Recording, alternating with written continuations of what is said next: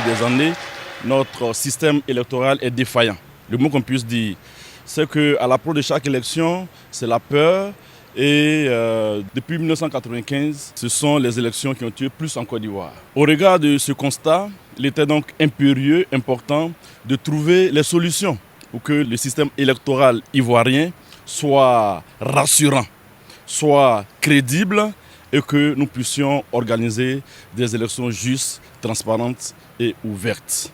Voici le sens de notre rassemblement de ce matin et le COJEP ne pouvait qu'être présent. L'ensemble des partis politiques de l'opposition ont proposé que pour 2025, cet enrôlement qui va s'ouvrir ne prenne fin qu'à 3 mois des élections présidentielles.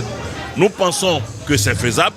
Il suffit simplement que la volonté politique y soit. Ces partis politiques ont décidé d'agir pour la paix en allant vers tous les acteurs politiques, tous les acteurs de la société civile, pour que, pour une fois, le plus rapidement possible, on s'asseye pour adresser toutes les questions qui peuvent occasionner un conflit.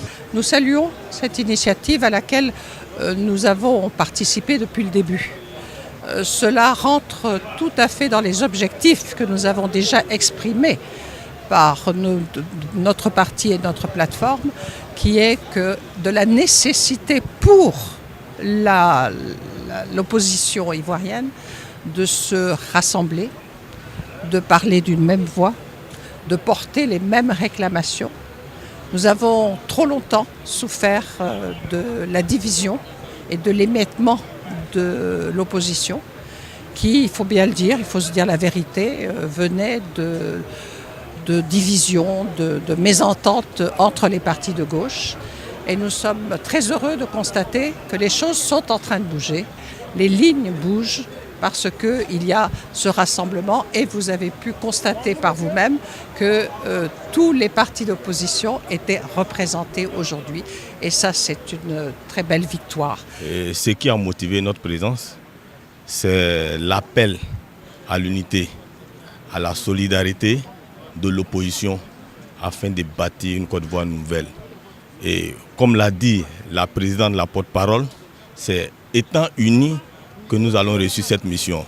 Et Génération des peuples et Peuples solidaires ne peut pas rester en marge de cela.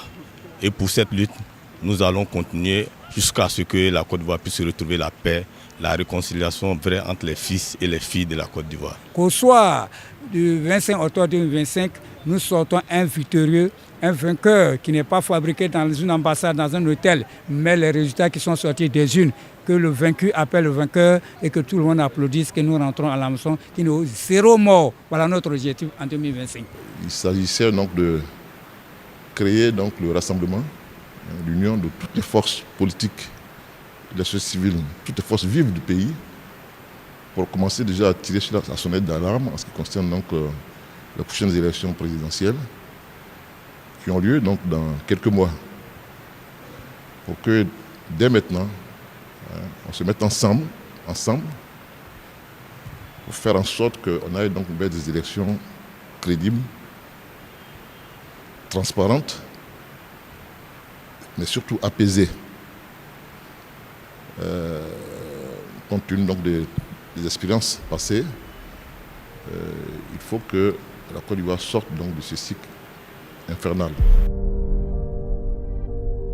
Une première opération, pour moi, est une réussite, puisque la majorité donc, des partis politiques, toutes tendances confondues, étaient présentes. Les organisations de la société civile également assez importantes également étaient là. Et le message est donc passé, à mon sens. Il s'agissait donc de créer donc le rassemblement, l'union de toutes les forces politiques de la société civile, toutes les forces vives du pays, pour commencer déjà à tirer sur la sonnette d'alarme en ce qui concerne donc les prochaines élections présidentielles qui ont lieu donc dans quelques mois. Pour que dès maintenant, on se mette ensemble, pour faire en sorte qu'on aille donc vers des élections crédibles,